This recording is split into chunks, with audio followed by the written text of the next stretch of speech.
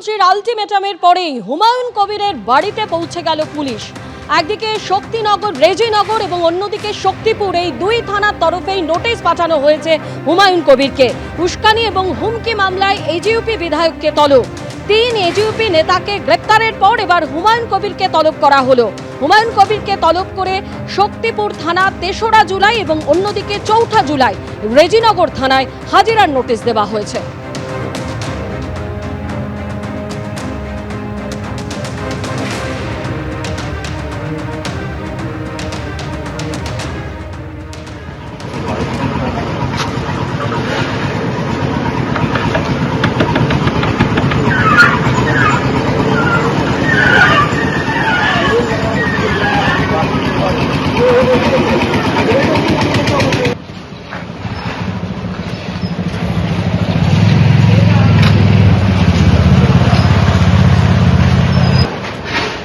नीचे आते क्यों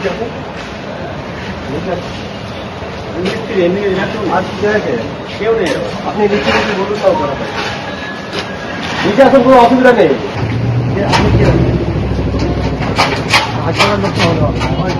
ছেলে ওই কেউ যদি থাকে 1 মিনিট আর একটা দুটো নোটিশ আছে নোটিশ একটা থানা একটু দাঁড়াতে এখানে একটু দাঁড়া চলে এসে এর আগে হুমকি দিয়ে হুমায়ুন কবির ঠিক কি বলেছিলেন?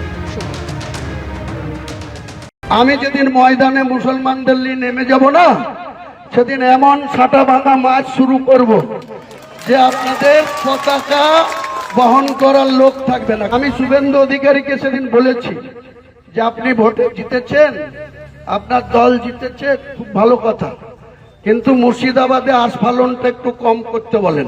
কেস ওরকম কেস আমাদের বহুবার জেল খাটা আছে। আমি বলেছি আমার লিমিট যেদিন ক্রস হয়ে যায় না, আর মাথা যেদিন টাওয়ার গরম হয়ে যায়, সেদিন আমি ও এসপিও বুঝবো না, ও চিফ মিনিস্টারও বুঝবো না, আর কে কোথায় থাকলো আর কে কোথায় থাকলো না সব কিছু বুঝবো না। আরো বিপাকে ফলতার স্বঘোষিত পুষ্পা জাহাঙ্গীর খান এবার সম্পত্তি সংক্রান্ত মামলায় জাহাঙ্গীর খানকে শোন অ্যারেস্ট দেখিয়ে নিজেদের হেফাজতে চাইল পুলিশ। আরো বিস্তারিত আমরা এই নিয়ে জানবো, কথা বলবো। পার্থ প্রতিম ঘোষ আমাদের প্রতিনিধি রয়েছেন। পার্থ, তুমি ইতিমধ্যে দেখেছো যে জাহাঙ্গীর খানের যে সম্পত্তি, সেই সম্পত্তির তালিকা পুলিশ তৈরি করছে এবং সেক্ষেত্রে প্রায় 60টির উপরে দলিলের হদিশ তারা পেয়েছে। এবং এর পাশাপাশি জাহাঙ্গীর খানের নামে ফলতা থানায় আরো অভিযোগ দায়ের হয়েছে। যে অভিযোগে বলা হচ্ছে, যেমন ফলতার বিজেপি নেতা তিনি অভিযোগ করেছেন যে 2016 সালের পর থেকে দেখা যাচ্ছে জাহাঙ্গীর খান, তার স্ত্রী এবং তাদের যে আত্মীয় স্বজন, তাদের নামে সম্পত্তি ক্রমশ কিন্তু বেড়েই চলেছে এবং সেই যে সম্পত্তি বেড়েই চলেছে ক্রমশ, এবং সেই জায়গায় তারা মনে করেন যে এক্ষেত্রে কিন্তু তদন্তের প্রয়োজন রয়েছে। তো একদিকে হচ্ছে বিজেপির নেতা যেমন অভিযোগ করেছেন, পাশাপাশি ওই এলাকা থেকে সম্পত্তি দখল সংক্রান্ত বিষয় জাহাঙ্গীর খান তার স্ত্রীর নামেও কিন্তু অভিযোগ জমা পড়েছে।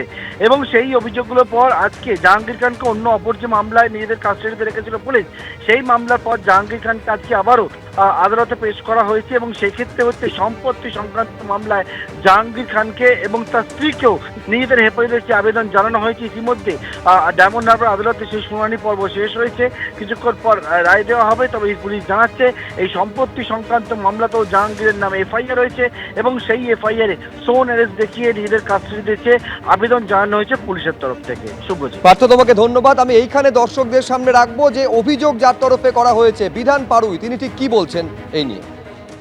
শয়ে শয়ে কোটি কোটি টাকার মালিক রাতারাতি ক্ষমতার অলিন্দে থেকে কিভাবে জাহাঙ্গীর খান হলো, তার জন্য 2022 সালে দক্ষিণ চব্বিশ পরগনা ডিএমের কাছে একটি 200 কোটি টাকার অভিযোগ ছিল, তার কোনো তদন্ত হয়নি। সেই অভিযোগ অঙ্কে আমরা তুলে ধরেছি প্রমাণসহ, কাগজপত্র সহ, এবং তার নামে বেনামে এবং তার ওয়াইফ সারিকা বিবির নামে, স্ত্রীর নামে যে 600 বিঘে জমি, এই যে অগাধ জমির মালিক, তারা তো নিজেকে জমিদার ভাবতেন, তা ও জমিদার হতে গেলে জমির দরকার। তার জন্য অনেক ক্ষেত্রেই বল প্রয়োগ করে মানুষকে ভয় দেখিয়ে এই জমি লুট করেছে, তাদের নামে রেকর্ড করে নিয়েছে। এই রকম প্রায় 80-100 বিঘের জমির আমি রেকর্ড তথ্য সহকারে ফলতা থানা ইডির কাছে আমরা জমা দিয়েছি এফআইআর করবার সময়। এত টাকার মালিক হয়েছে, এত জমির মালিক কি করে হয়, কি কাজ করতেন? ছিলেন তো জমির জরির রস্তাগার, সে জরি রস্তাকার থেকে প্রধান হলেন, প্রধান হওয়ার পর পঞ্চায়েত সমিতির সভাপতি ভোট না করে তারপরে জেলা পরিষদের পূর্ত কর্মদক্ষ, সেখানে তাদের কন্ট্রাক্টররাও বলছে 7 থেকে 12% টাকা নিত। এই যে টাকাগুলো অবৈধভাবে উপার্জন করছে, করে বলপ্রয়োগ করে, কারণ সবাই তো জমি স্বেচ্ছায় বিক্রি করে না, ক্ষমতার ভয় দেখিয়ে তাদের এই অবৈধভাবে জমি নিয়েছে, সবটা রেকর্ড করে উঠতে পারছে না, তাহলে ভুয়ো বেরিয়ে আসবে। অনেক সময় ভুল করে লিখিয়ে নিয়েছে, কিন্তু একটা রেকর্ড করতে গেলে, ডিট করতে গেলে তার যে আইন কানুন আছে সবটা মেনটেন করতে পারেনি, সব ধরা পড়ে যাচ্ছে এখন তদন্ত করলে। তার জন্যই আমরা বলেছি ফলতা থানাকে এবং ইডিকে যে আপনারা যথার্থ তদন্ত করুন, তদন্ত করে তার জন্য উপযুক্ত ব্যবস্থা নিন। তার মধ্যে তার যে বাড়িটা আছে 3 তলা, সেটাও অবৈধভাবে হয়েছে, সেটাও বাজেয়াপ্ত হবে। তার জন্য আমরা জানিয়েছি, থানাকে লিখিতভাবে দিয়েছি। এবং এই যে জমি তারা মানুষের কাছ থেকে কেড়ে নিয়েছে বা অবৈধভাবে তারা নিজের সম্পত্তি বাড়িয়েছে, তাও বাজেয়াপ্ত করে এই গুন্ডাদের বিরুদ্ধে যথাযথ আইন প্রয়োগ হবে, তারই ব্যবস্থা হবে। তাই জন্য আমরা এই প্রশাসনকে যথার্থ তদন্ত করবার জন্য আমরা লিখিতভাবে অভিযোগ করেছি।